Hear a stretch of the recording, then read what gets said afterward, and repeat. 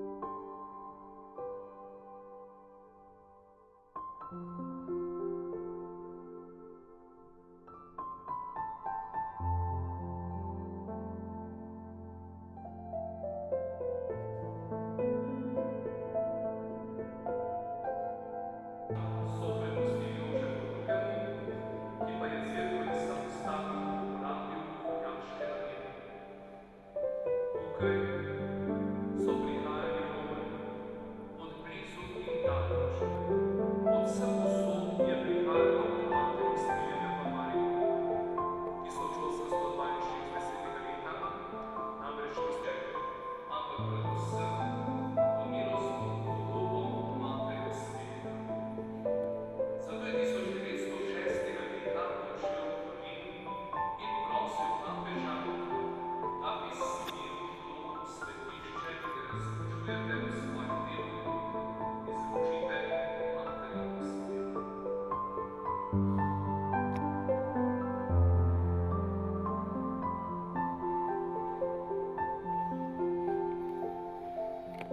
Vemo, da vsak greh pusti sledove in s tem odpustkom lahko te sledove izbrišemo.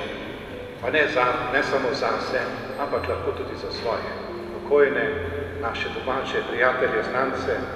Gotovo vsak od vas pozna koga, za katerega nihče več ne moli, ko je umrl. In taki so še posebej potrebni naših molitev, naših prošenj. In v svetem letu je prav, da se tudi takih spomnimo in jih priporočimo Božjemu smiljenju. V imenu Očeta in Sina in Svetega Duha, mir z vami. Usmiljeni Oče, v svetem letu Božjega usmiljenja poživi vero svojega ljudstva. Pomnoži v nas svojo milost, da bomo vsi vedno bolj spoznavali, s kakšnim krstom so bili očiščeni, v kakšnem duhu prepljeni in s kako dragoceno krvjo potrešeni. Po našem Gospodu Jezusu Kristusu, tvojem Sinu, ki s teboj v občestvu Svetega Duha živi in kraljuje.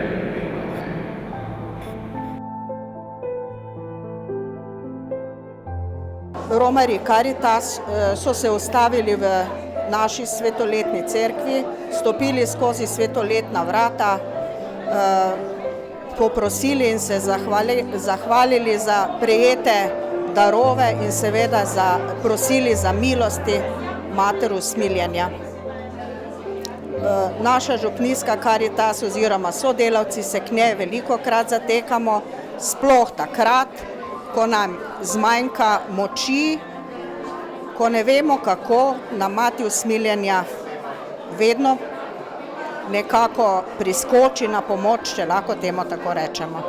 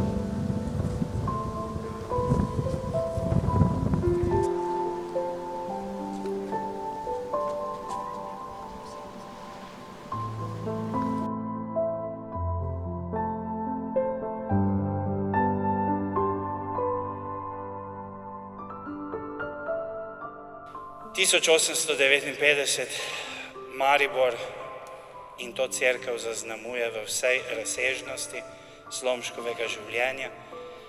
Glejte, če vas zanimajo letnice, pa vem, da vas ne, ker jih poznate, potem se boste morali obrniti na koga drugega. Vsako skupino ustavim, posebej, če mi rečejo, nimamo časa, bodi hiter, ker vem, da to bom končal v 15 minutah, samo ob tistih 4 oknih.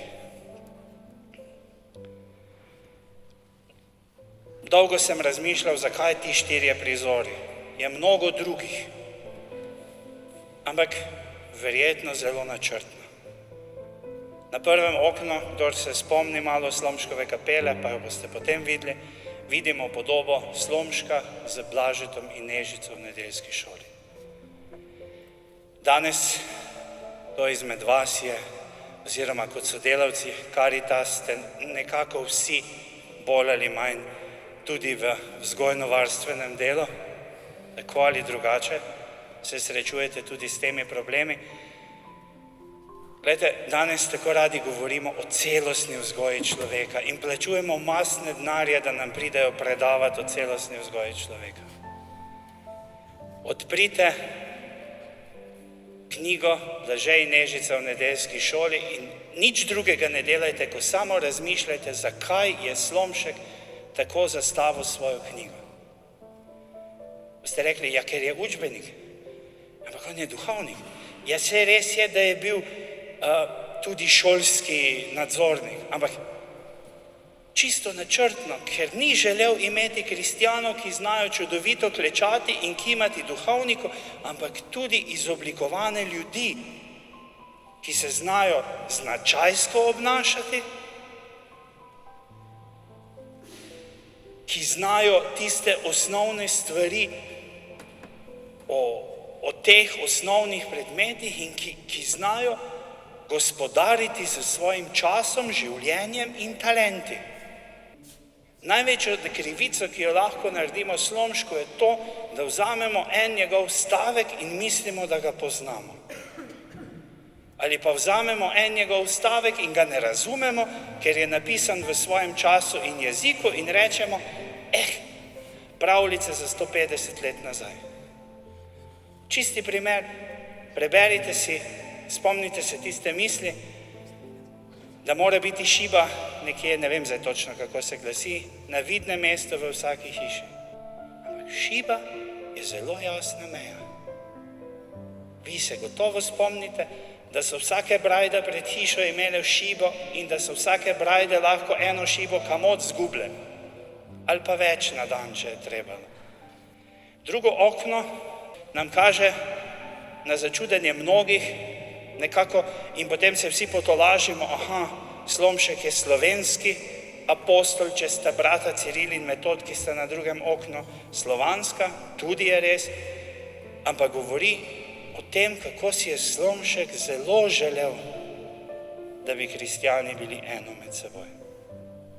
Tretje okno prikazuje prvo veliko Slomškovo dejanje, ki se je zgodilo 1859. Slomšek prenese bogoslovje iz Celovca v Maribor.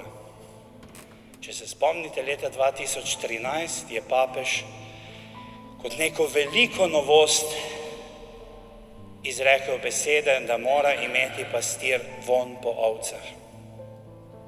In ne vem zakaj, ali nisem hotel papežu priznati tega, kot da si je to prvič zmislil, ampak se spomnim, ko sem to prvič tako premišljeval, se mi je odprlo to okno.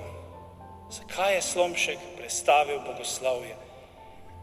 Da ne bi dobil učenih, izoblikovano, liturgično in teološko dovršenih duhovnikov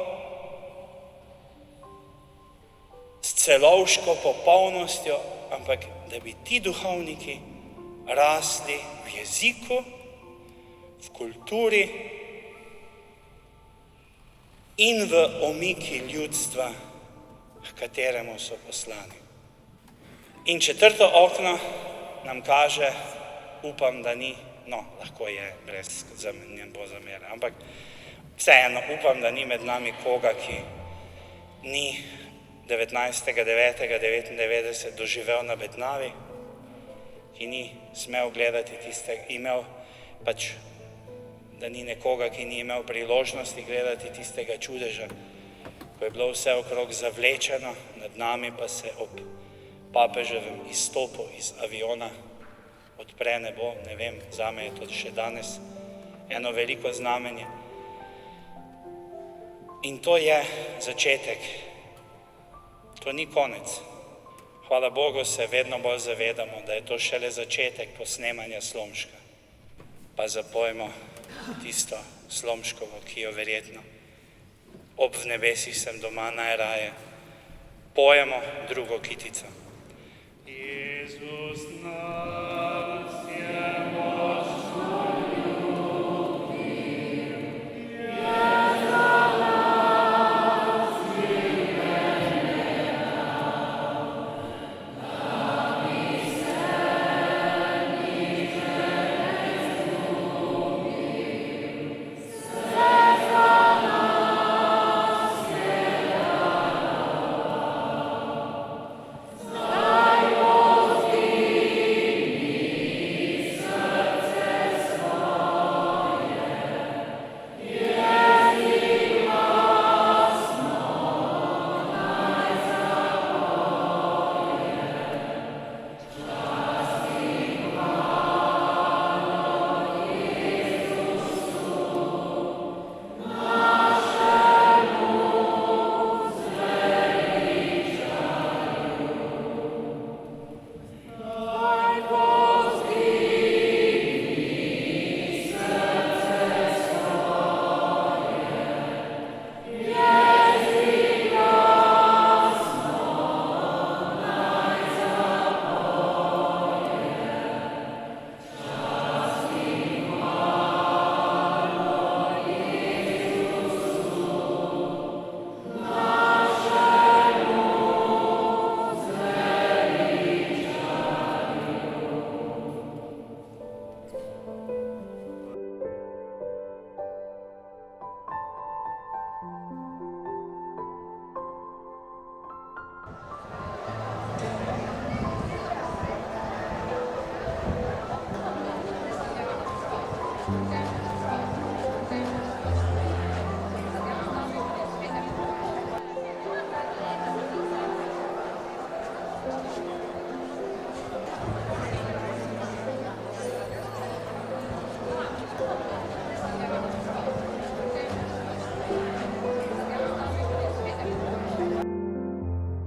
Veseli smo, da v tem svetem letu usmiljenja našo stolnico obiskuje to vsakoletno romanje Nadškofijske Karitas sodelavcev.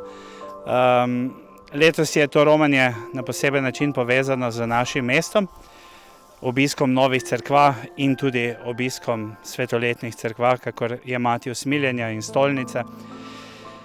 Vsekakor smo v naši župniji veseli in se veselimo tudi tega srečanja tukaj zunaj, malo ob kakšnem kozarčku in kakšni besedi, ki jo lahko izrečemo in se tako zahvalimo vsem sodelavcem, ki širom naše nadškofije skrbijo za mnoge, ki so potrebni pomoči. In ja, vedno z veseljem sprejmemo tako naši sodelavci Župnijske Karitas, čeprav težje govorijo pred ekranom, pred mikrofonom, kakor seveda tudi jaz kot župnik, se res veselimo in si želimo mnogo takšnih obiskov in priložnosti, da si tudi na tak način rečemo hvala za vso požrtvovalnost in delo.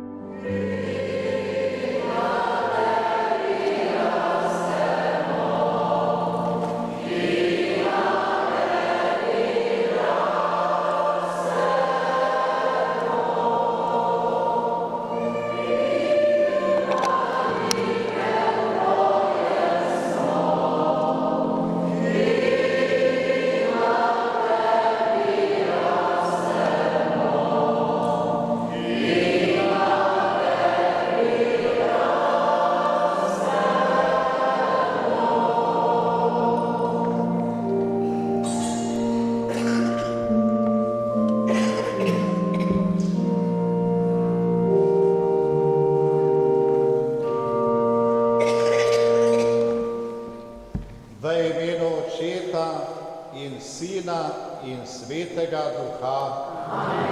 Mir z vami.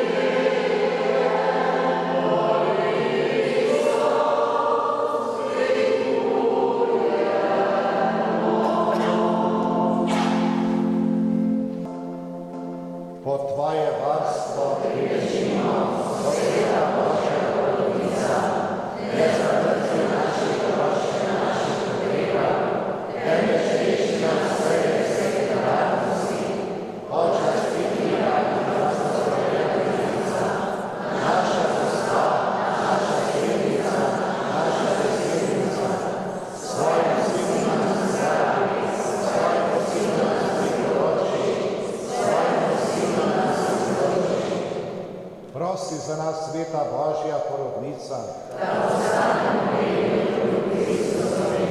Molimo, Gospod Bog, vedno naj se veselimo zdravja na duši in na telesu.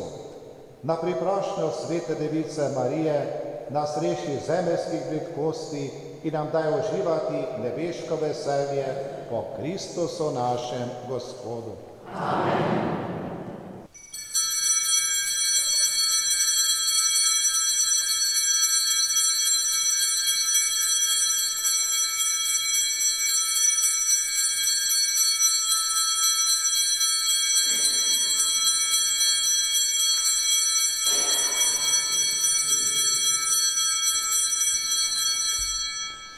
Amen.